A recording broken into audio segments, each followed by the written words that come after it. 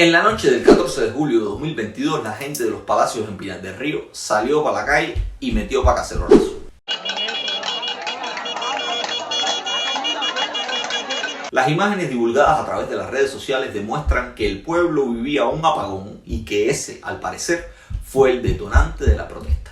En los videos se muestra cómo algunos de los congregados entonaban un estribillo que se ha hecho famoso como forma de repudio a los prolongados cortes de luz.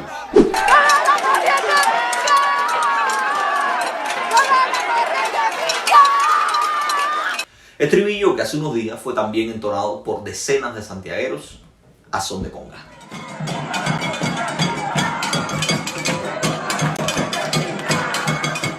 Esas frases, que pueden significar reclamos puntuales, en este caso servicio eléctrico, son mucho más que eso. Son parte de reclamos populares mucho más integrales y que se mezclan sin distinción cuando la gente decide salir a las calles y superar el miedo a las posibles represalias. Ponga la corriente pinga es solo el verso de un himno popular que se ha ido conformando sobre todo después de las protestas del 11 de julio. Un verso que es la derivación de otro que demuestra el rechazo a los funcionarios primarios encargados de llevar a cabo la represión estatal y del que se apropiaron muchos de los que salieron a las calles en el verano de 2021. La gente necesita mensajes breves y muchas veces esos mensajes terminan entrelazándose en una sola canción que resume las insatisfacciones y que demuestra que mucha gente en Cuba identifica el origen de todos sus problemas en la inoperancia del sistema político y en la ineptitud y la tosudez de sus gobernantes.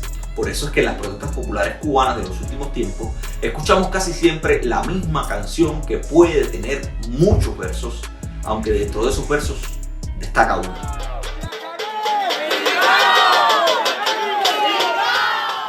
Miguel Mario Díaz-Canel Bermúdez encarna hoy, al menos públicamente, al sistema que muchos repudian, y por eso cuando escuchamos el estribillo de los aldeanos, escuchamos a una ciudadanía que no solo quiere corriente, aunque se aplaque cuando recupere ese servicio.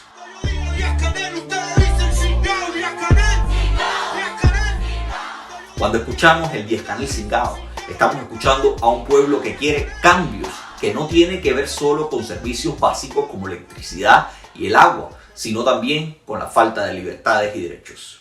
Y aquí dejamos claro, quienes gritan Díaz-Canel cingao durante un apagón en señal de protesta no son vándalos o vulgares, son simplemente cubanos cansados, como mismo son argentinos cansados los que le gritaron a Macri la puta que te parió, y estadounidenses inconformes los que gritaron fuck Trump y lo hicieron tendencia. Pero esto que parece tan evidente no lo es para la propaganda cubana, empecinada en contar siempre una realidad alternativa. La propaganda cubana es maestra en explotar la posverdad, o lo que es lo mismo, es especialista en distorsionar la realidad de forma deliberada. La propaganda cubana es especialista señalando aquellos elementos en los que son más influyentes los sentimientos o cercanías personales que los hechos en sí mismos. En esa labor terminan contando un país que ha comenzado a explotarles en la cara como lo hizo el 11 de julio y como con menos sorpresa y empuje lo hizo también en los Palacios. Por ejemplo, para Cuba Debate, las imágenes de los Palacios solo demuestran las inconformidades de los pobladores del lugar con un prolongado apagón que fue provocado no por el desastre y la crisis que vive el país, que ha sido reconocida hasta por el propio presidente, sino por una tormenta local. En una clara disonancia cognitiva, reconoce Cuba Debate que los pobladores no solo salieron a eso, sino también incluso a compartir con las autoridades.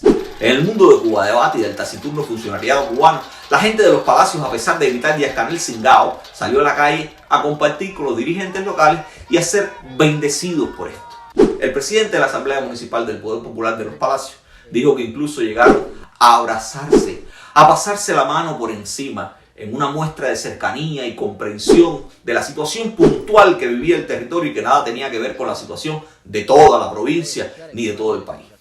Solo vaya. Salimos a intercambiar en mi persona, en el intendente, las autoridades del partido y las principales autoridades del territorio, y estuvimos dentro de ellos intercambiando, incluso los abrazábamos, les poníamos las manos por arriba, transmitiéndole confianza. Ellos aman el amor y odian al odio, pero los abrazos no solucionan crisis y menos niegan lo que la gente también expresó: la necesidad de cambios y de poder participar en la vida política del país, más allá de los abrazos y el compartir con políticos locales sin carisma y formados en la escuela Ñico López del Partido Comunista. Por más que se esfuercen en demostrar calma, se nota la actuación y la preocupación. El Ministerio de las Comunicaciones y funcionarios estatales, a pesar de que no pasaba nada en los palacios, tuitearon toda la noche imágenes y mensajes que reflejaban la calma aparente en el país. Una calma que saben que es, como diría Martí, solo un reposo turbulento. De ahí la necesidad que tienen de actuar como si les fuera la vida en ello, como si las inconformidades de la gente de los palacios expresadas en la calle constituyesen un atentado a la seguridad nacional del país y por eso se requiriera el corte o ralentización del servicio de internet, no solo en los palacios, sino en toda Cuba. Eso lo permite el Decreto Ley 35. Las redes sociales y el internet fueron el mecanismo que permitió la expansión de las protestas del 11 de julio. Y desde entonces los cortes de internet forman parte del protocolo de actuación de los cuerpos de seguridad cubanos ante situaciones como la de los palacios. Situaciones que la propaganda disminuye, pero que en realidad les preocupa sobremanera al poder y por eso los obliga a tomar medidas extremas que terminan por delatarlos. La plataforma Inventario reportó que Cloudflare, un proyecto dedicado al monitoreo del internet en el mundo, detectó un apagón de internet en Cuba entre las 2:45 de la noche y las 1:50 de la madrugada. Un corte que se produjo mientras el Ministerio de las Comunicaciones anunciaba a las 2:50 de la madrugada y utilizando una frase de Fidel Castro que sabrían resistir y vencer cualquier agresión. Lo de los palacios pudo haber sido reflejado por la propaganda como la demostración de inconformidades de la gente, pero fue tratada en la cruda realidad como lo que es desde la perspectiva del poder cubano: una agresión en toda regla. Una agresión que por esta vez el poder la resolvió supuestamente con abrazos y cortes de internet, pero que mañana perfectamente puede tratar de resolverla como mismo lo hizo el 11 de julio, con una orden de combate. Nosotros seguiremos al pendiente. Nos vemos en la próxima entrega.